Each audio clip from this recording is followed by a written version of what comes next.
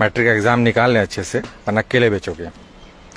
तो मैंने बोला कि ठीक है पढ़ लेता हूँ। फिर मैंने लगा कि मैंने पढ़ाई की, सीरियसली पढ़ाई की। मैंने मैट्रिक एग्ज़ाम में टॉप किया।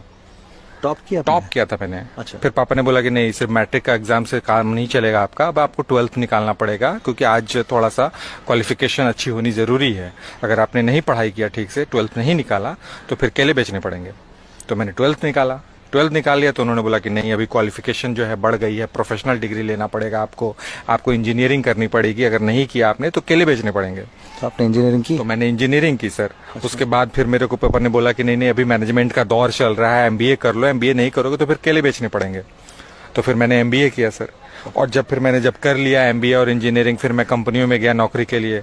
तो उन्होंने बोला कि नहीं, नौकरी तो नहीं है, आपको केले बेचने पड़ेंगे। तो मैं केला बेच रहा हूँ सर। 20 के 3 है, कितने दे दूं?